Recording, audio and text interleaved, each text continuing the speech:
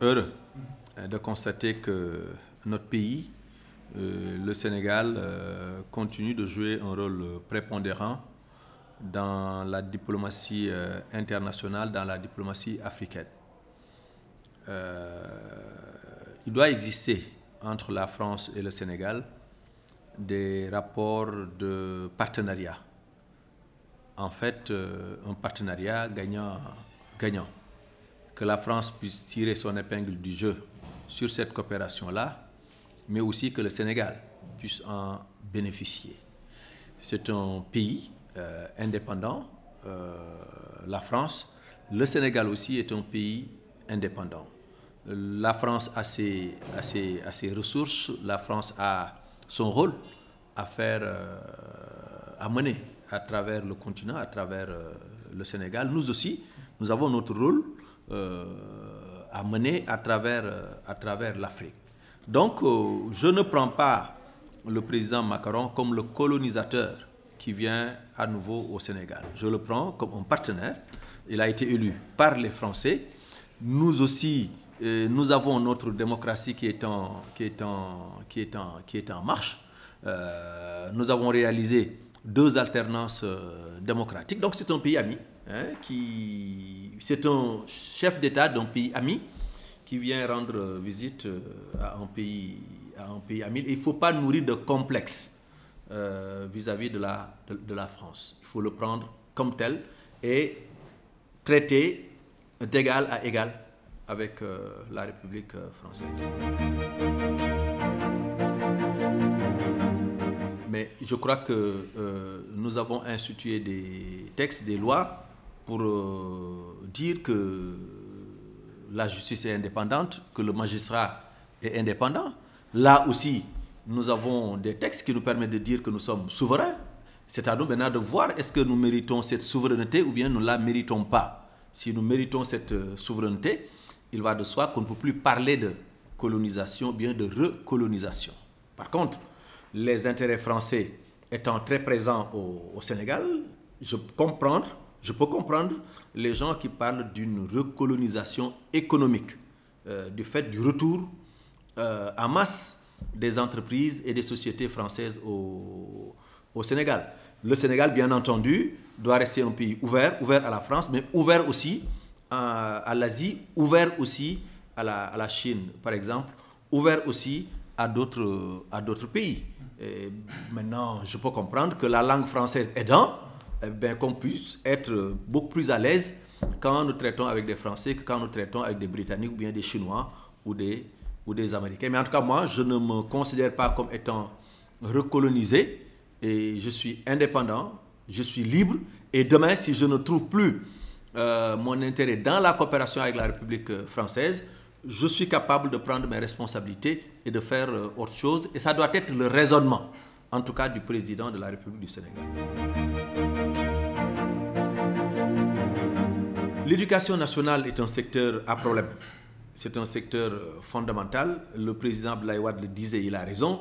Investir dans l'éducation, en fait, financer l'éducation, c'est un investissement. Parce que demain, nous devons avoir des jeunes capables de produire, des jeunes capables de maîtriser la haute technologie et capables de rivaliser d'ardeur avec les autres jeunes du monde. Nous ne pouvons pas le faire si nous n'investissons pas sur l'éducation. Donc pour moi, l'éducation est d'abord un premier palier dans la construction d'une citoyenneté, mais aussi dans la construction économique et sociale d'un pays. C'est la raison pour laquelle il reste un secteur clé. Malheureusement, dans nos pays, en particulier le Sénégal, nous avons des problèmes. Les enseignants sont en grève, les professeurs sont en grève. C'est un secteur en crise et il nous faudra travailler avec les partenaires intérieurs et extérieurs pour calmer d'abord la situation et ensuite faire comprendre à tout le monde que l'éducation de nos enfants doit être une priorité. C'est la raison pour laquelle si la France veut mettre la main à la pâte en respectant notre souveraineté, en respectant les priorités nous-mêmes que nous avons définies, je n'y trouve aucun inconvénient. Cette coalition, c'était l'entente des forces de l'opposition, mais elle n'existe plus parce que les deux autres sont partis du côté de la majorité. Donc, je suis le seul encore qui reste du côté de l'opposition. Nous avons été amenés à aller seuls aux élections législatives sous la bannière de la coalition Manko Yessel Sénégal.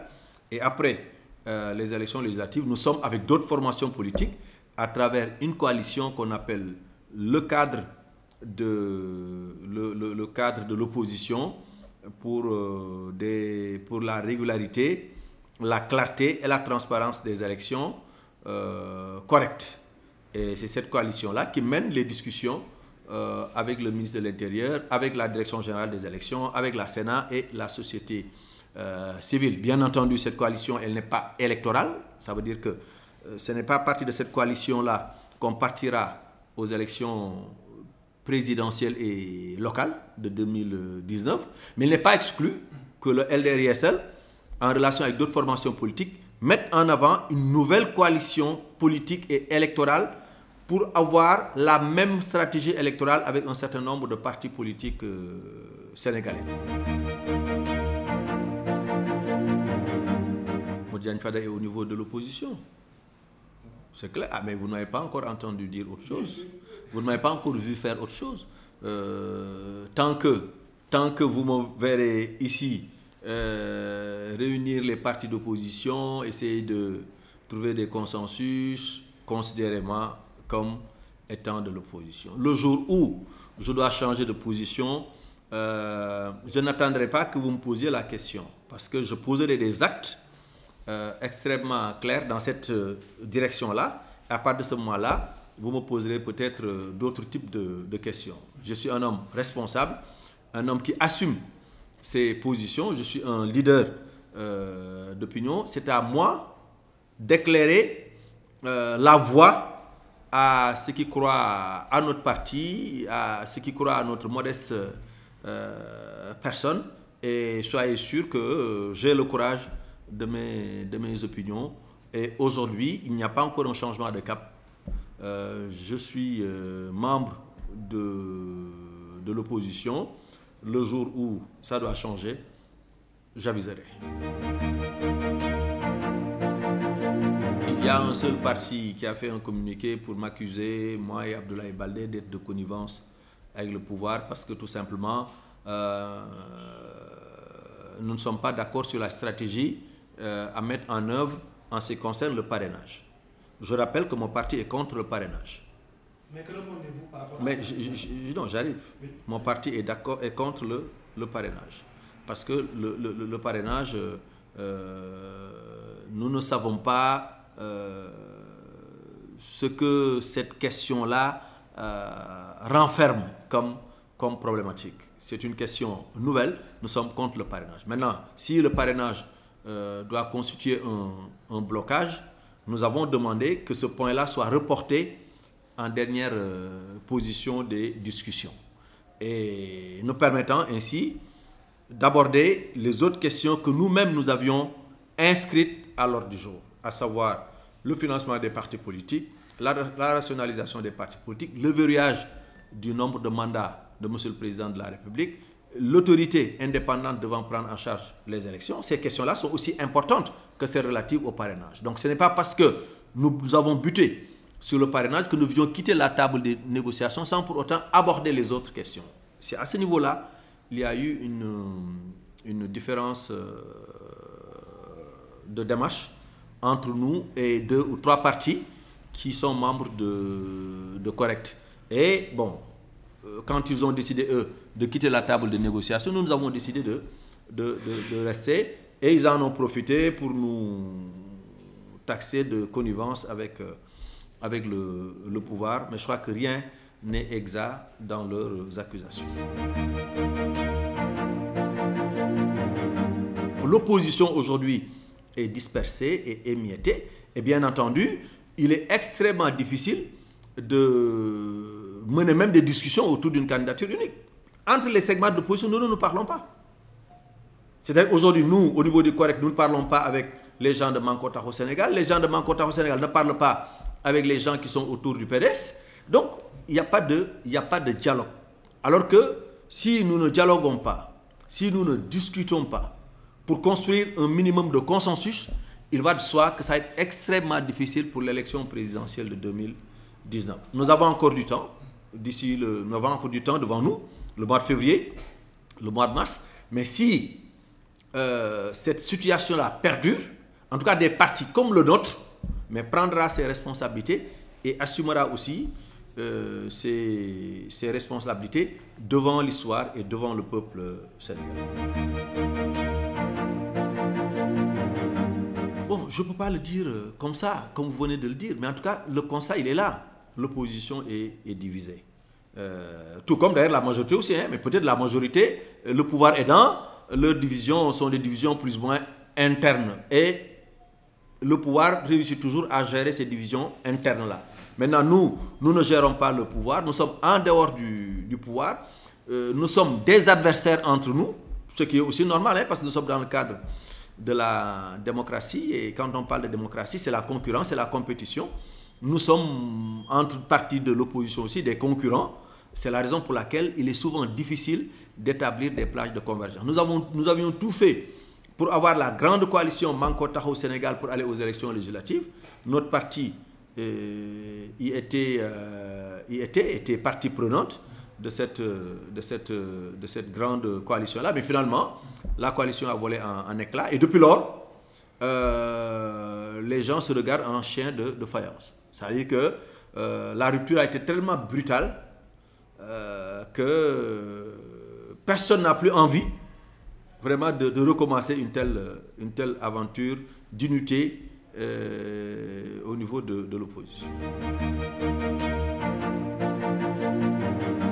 Encore une fois, nous n'avons pas quitté le Parti démocratique. Nous avons été exclus du Parti démocratique sénégalais parce que tout simplement, nous avions voulu réformer les textes de base du parti, réformer le programme intérieur, réformer le programme du parti, le programme fondamental du parti, mais ensuite rajeunir la direction nationale du PDS et choisir un plan B à la place du plan A, d'autant plus que le plan A apparemment est indisponible. Bon, ce discours-là, on nous l'a refusé au sein du parti, et raison pour laquelle finalement nous avons été exclus. Et quand nous avons été exclus, nous avons créé le parti Les Démocrates Réformateurs ISR. Une défaite, elle est toujours difficile, elle est toujours amère. Mais quand on s'engage dans la démocratie, on doit accepter de gagner ou de perdre. Modou Diagne Fada a été élevé dans ça. Tout jeune étudiant, j'ai participé à des combats politiques que j'ai perdus. Mais aussi, j'ai participé à des combats politiques que j'ai gagnés. Donc, perdre ou gagner en démocratie ne fait rien de moi. Quand je gagne, j'avance. Quand je perds aussi, j'avance. Et là, nous sommes en train d'avancer pour massifier notre parti et nous préparer aux prochaines joutes électorales. Je dois quand même dire que le résultat que nous avons obtenu lors des dernières élections législatives est un résultat important. Je rappelle que sur 47 coalitions qui étaient en lice, LDR-ISL était 7e. Il n'y a eu que 6 listes qui nous ont devancés. Et nous avons devancé 40 listes. 40 listes sont derrière nous. Pour un parti qui vient de naître, pour un parti qui n'avait pas encore 1 an au moment de sa création, mais pour un parti aussi qui est né dans les conditions que vous savez. Je crois que tous les partis qui nous ont devancés sont des coalitions. Benno Bokk Yakaar est une coalition de plus de 100 partis. Coalition Wattu Sénégal est une coalition de dizaines de partis. Coalition Manko Taxawu Sénégal est une coalition de plusieurs partis.